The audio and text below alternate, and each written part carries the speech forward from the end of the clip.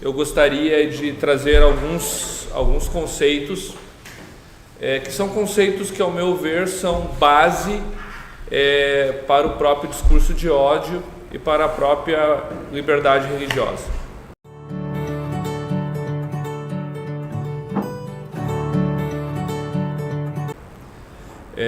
Quais são os limites?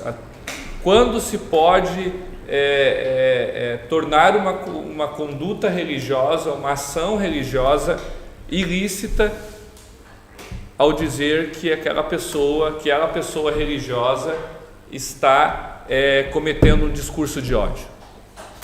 O ritual, na minha denominação, e o ritual é matar uma criança. É um ritual religioso, mas esse ritual religioso é criminoso na nossa sociedade. Então a pessoa não pode realizar esse ritual religioso. A liberdade religiosa não protege esse ritual religioso, porque esse ritual religioso é crime. E a mesma coisa se opera no discurso de ódio. Mas que a gente possa entender bem esse conceito, que depois o professor vai nos trazer com maestria. Como eu já conversei com vocês em outras oportunidades, muitos aqui já foram meus alunos, nós precisamos entender o que é religião. E o conceito de religião tem que estar muito presente na nossa mente, sob o ponto de vista do direito. Vou pedir vênia para o professor Briços, não é sob o ponto de vista da ciência da religião, não é sob o ponto de vista da sociologia, da antropologia ou da teologia, mas do direito, porque é o direito que se ocupa das ações humanas sob o ponto de vista da licitude ou não delas. Claro que a ciência da religião, a antropologia, a psicologia, a teologia são formadores do direito, são importantes, mas aqui não são substanciais determinantes. E para isso nós temos alguns conceitos que a doutrina e a jurisprudência trazem, e eu digo aqui jurisprudência internacional, tribunais de diversos países, mas eu quero focar em trazendo luzes do professor Jonatas Machado para esse conceito, que é o conceito substancial objetivo, onde nós temos a presença de 3 elementos para que possa então o direito possa observar aquele grupo de pessoas religiosas como religião, que é a presença de divindade, moralidade e culto. Eu vejo que esse conceito é muito importante para que possamos determinar então o âmbito de proteção da liberdade de crença e da liberdade religiosa. O primeiro elemento é a divindade. Tem que ter uma divindade, Deus, deuses, algo transcendental. É necessário que tenha esse elemento fora de nós mesmos, espiritual, transcendental, e que as pessoas se relacionem, que as pessoas religiosas se relacionem. E essa divindade ou divindades que as pessoas religiosas se relacionam, em determinado momento isso se converte em uma adoração, em um ato solene. Esse ato solene nós chamamos de culto, mas não é o culto lá da sua igreja, a missa, que você... Não, o culto é assim, eu chego lá na igreja, eu mais 50 pessoas, nós cantamos, depois tem a pregação do pastor. Não, esta é uma forma de culto, mas o culto para o direito é aquele ato em que a pessoa adora uma divindade. Pode ser individualmente, pode ser de forma coletiva, pode ser privado, pode ser público. Isso para o direito é culto. E tanto o culto quanto a relação com a divindade parte do quê? Parte da moralidade.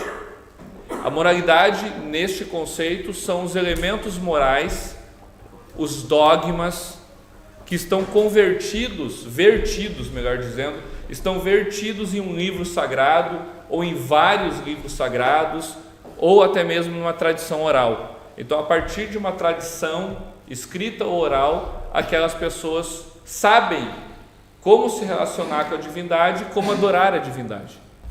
Então elas precisam ter esse elemento moral, que é central da religião. Não existe religião sem esse elemento moral, sem os valores as regras, os dogmas, as normas pelas quais aquelas pessoas religiosas vão se relacionar com a divindade e adorar a divindade. Então temos aqui os 3 elementos. O professor Jonatas Machado, na obra A Liberdade Religiosa numa Comunidade Inclusiva, de 1996, traz um aspecto interessante, que seria um terceiro conceito, que seria o tipológico, que seria o conceito que a partir das parecenças de família você consegue então observar se nós temos uma religião ali ou não. O que é isso? Explicando de forma muito simples. Quando nós deixamos nos 3 elementos divindade, moralidade e culto, pode ser que alguma religião nova ou alguma religião muito antiga que a gente nem conhecia, alguma tribo lá no fim, lá no Amazonas, que não tenha o culto,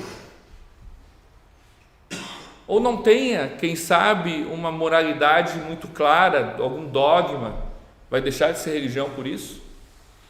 Não, desde que essa religião tenha semelhança com as grandes religiões que nós conhecemos, tem alguma semelhança.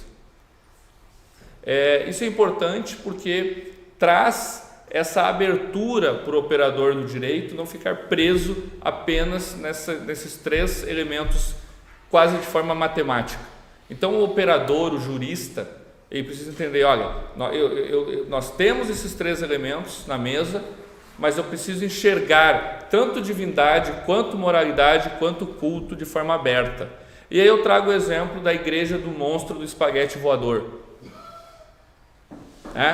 A igreja do monstro do espaguete voador é uma união de pessoas que usam até um escorredor de massa na cabeça e eles possuem inclusive um evangelho, né?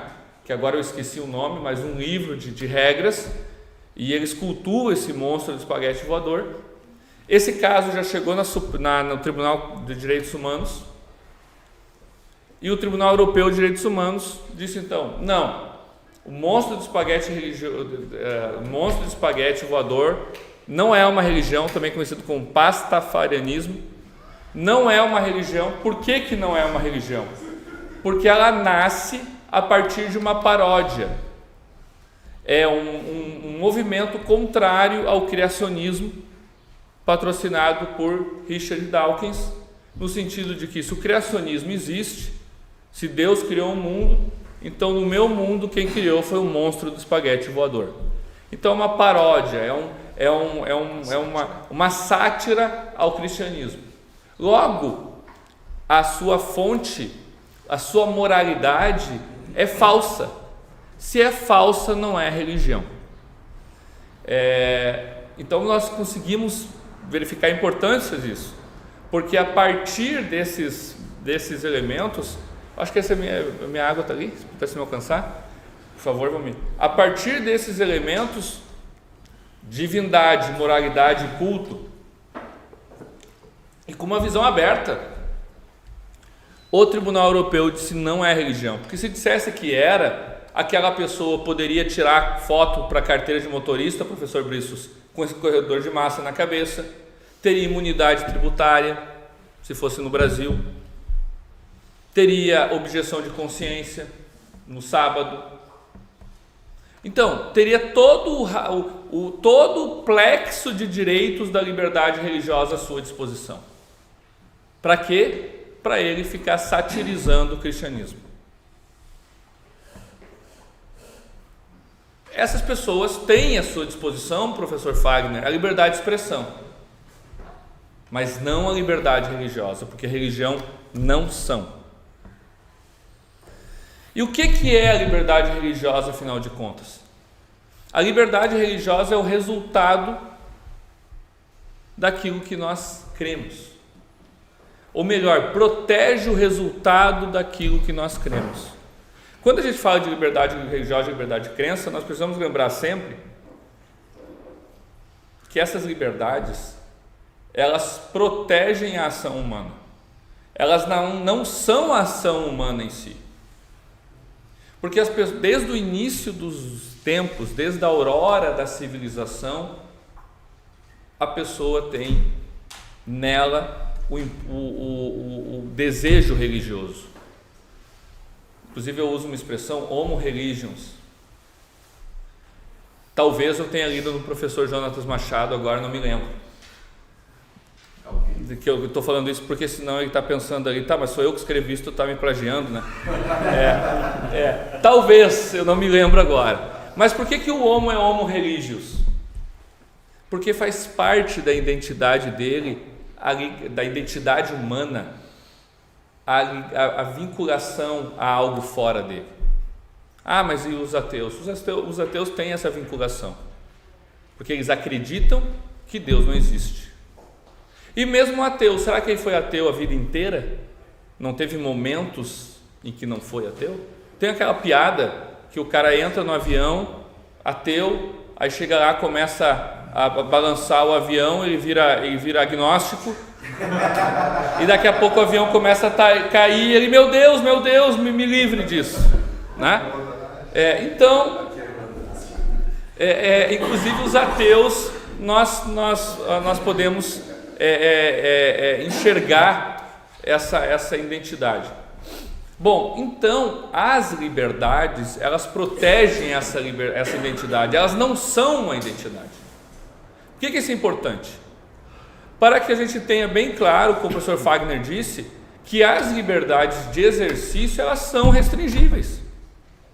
As que não são restringíveis são as de fórum interno, porque ninguém pode restringir o que nós pensamos, o que nós sentimos, mesmo que o que nós pensamos, Rubinho, e o que nós sentimos seja ruim, que, ao meu ver, como bom calvinista que sou, geralmente é ruim o que nós pensamos e o que nós sentimos.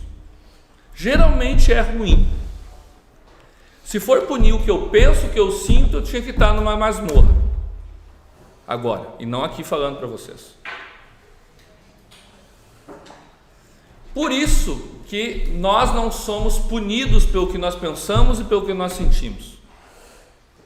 E o que nós pensamos, o que nós sentimos fica evidente. Por exemplo, eu fiquei bravo que o Jean não guardou lugar para mim na terça-feira. Todo mundo entendeu isso. Todo mundo viu.